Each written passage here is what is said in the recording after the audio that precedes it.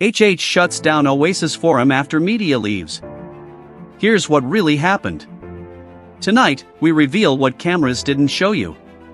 Moments after the Oasis Forum's public engagement with President Hakainde Hichilema, something unexpected happened. Witnesses say the tone changed. Conversations shifted.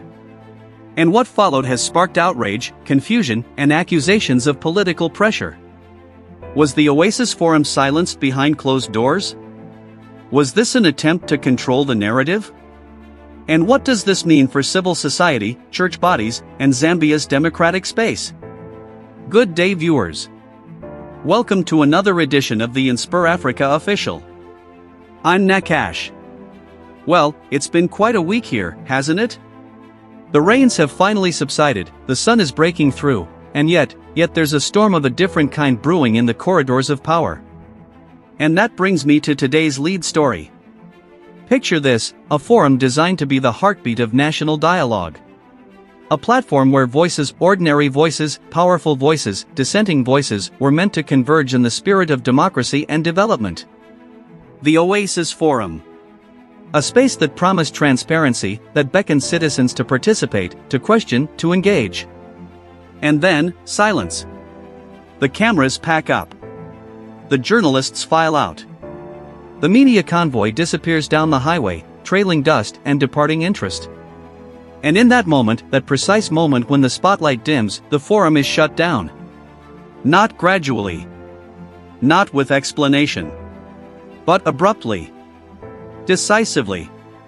As if it had served its purpose the moment the world stopped watching. What does it mean when a national platform closes its doors the instant scrutiny fades? Was the Oasis Forum ever truly an oasis, or merely a mirage, a shimmering illusion designed to quench a thirst for legitimacy? Who made the call to pull the plug, and why now? What conversations were deemed too dangerous to continue once the cameras were no longer rolling? And most chillingly, what does this say about the state of our democracy when dialogue is only permitted under the glare of international observation? These are not idle questions, my friends. These are questions that strike at the very heart of governance, accountability, and the fragile contract between a government and its people. Because when the forum falls silent, what voices are being suffocated? And when the doors close behind the departing press, what secrets remain locked inside? Factual foundation. The revelation came to light late last week, when civil society activists and opposition figures began raising alarms on social media platforms. The Oasis Forum, which had been convened with much fanfare just days earlier, was suddenly and inexplicably inaccessible. Venue bookings were cancelled. Scheduled sessions were scrapped without formal notice. Let's establish the context here. The Oasis Forum was launched approximately 2 weeks ago as part of a broader government initiative to foster what officials called inclusive national dialogue. It was held at a prominent conference facility in the capital, with sessions designed to address pressing issues, economic reform, governance transparency, human rights concerns, and electoral integrity. International media outlets were invited. Diplomatic observers attended. The optics were impeccable. The forum ran for 3 days. Television crews captured opening remarks. Print journalists documented panel discussions. Social media buzzed with commentary, some praising the initiative, others skeptical but cautiously optimistic. Key opposition leaders participated, albeit reluctantly. Civil society representatives voiced concerns. It appeared, for a moment, that genuine dialogue might be possible. Then came day 4. The media, having filed their stories and exhausted their angles, began to depart. By the morning of day 5, the International Press Corps had largely moved on to other assignments. And that's when things took a turn. According to multiple sources who spoke on condition of anonymity, security personnel appeared at the venue early on the 5th day. Participants who arrived for scheduled breakout sessions were turned away. Access badges were deactivated. Conference hall doors were locked. By midday, a terse statement was released through official channels, citing logistical challenges and scheduling conflicts as reasons for the forum's suspension. No timeline for resumption was provided. No further explanation was offered. Opposition leader Marcus Banda was among those who arrived to find the gates locked. He stood outside with a handful of colleagues, filming on his mobile phone, visibly frustrated. "We traveled from the Copperbelt for this," he said into the camera. "And now we're locked out like criminals." Direct evidence. In the days following the abrupt closure, several key figures went on record with their accounts. Let's hear their voices directly. Marcus Banda, opposition leader. "Look, I'm not surprised, okay? I'm disappointed, but not surprised. We were skeptical from the beginning because we've seen this playbook before. You invite everyone, you put on a show, you tell the world, look, we're listening, we're engaging, and then the moment the cameras leave, it's back to business as usual." The forum was never about dialogue. It was about managing perceptions. It was PR, pure and simple. When we got there on that fifth morning, I remember, there were 2 security officers at the main gate. I asked them, "What's happening?" "We have sessions scheduled." And one of them just looked at me and said, "Orders from above. No entry today. No explanation. No apology. Just, orders from above." That tells you everything you need to know about who's really in charge here. Grace Moyle, civil society activist. I was inside on day 3 when I started noticing things. The energy shifted. You could feel it. During the morning session, we had robust discussions about police brutality, about media freedom. People were speaking their truths. But by the afternoon, I noticed that some of the government officials who had been sitting in the room were no longer there. They'd left. And then the moderators started shutting down certain topics. Someone would raise a question about the Anti-Money Laundering Act, and suddenly we'd be told, that's outside the scope of today's agenda. Or someone would mention recent arrests of journalists, and we'd be redirected to focus on constructive solutions. It became clear that there were boundaries we weren't supposed to cross. When I heard the forum was shut down, I felt this mix of anger and vindication. Because it confirmed what many of us suspected, that this was never a safe space for truth. It was a managed space. And the moment it threatened to become unmanageable, it was eliminated. Anonymous government insider, identity withheld for safety. I can't give you my name, but I work within the administration, and I was involved in the logistics of the Oasis Forum.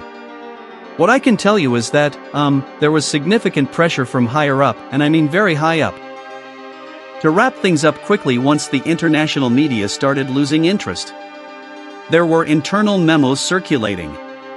One of them, which I saw myself, said something like, "Objective achieved. Media coverage secured. Continuation poses reputational risks." That's almost verbatim. The implication was clear: the forum had served its purpose as a PR exercise, and allowing it to continue without media oversight could lead to uncomfortable revelations or criticisms that would circulate domestically without the balancing narrative we'd established internationally. There was also concern about cost. Someone in finance raised questions about the expense of maintaining the venue, security, catering, all of that.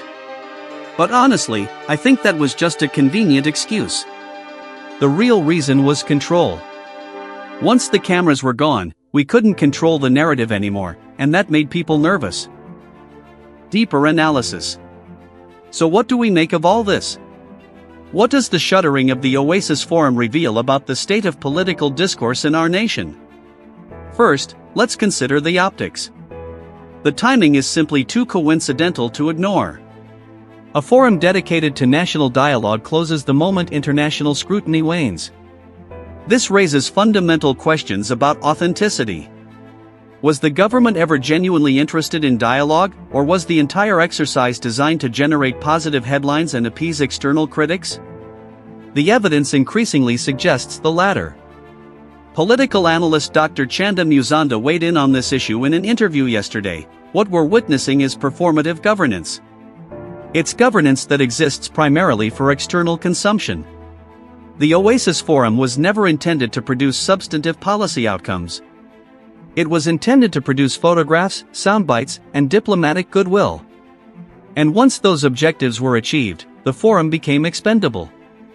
The opposition coalition has been more direct in its criticism. In a joint statement released on Wednesday, 5 opposition parties condemned what they called a cynical manipulation of democratic processes. They argued that the government had weaponized the language of inclusivity to mask authoritarian tendencies.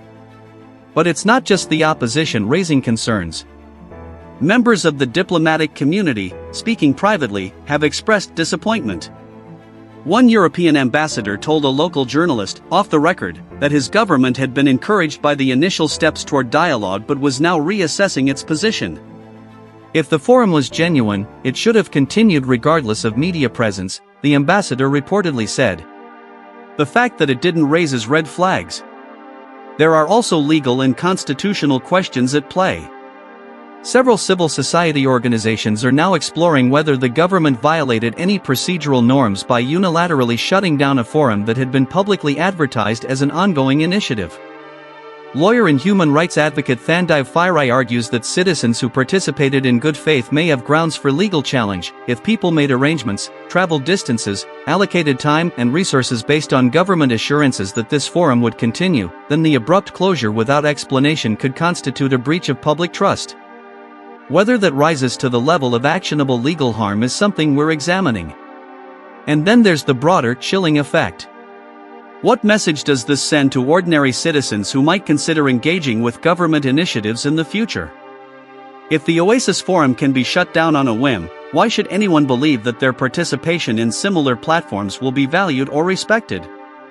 This is how civic engagement withers, not through outright repression, but through disillusionment and betrayal.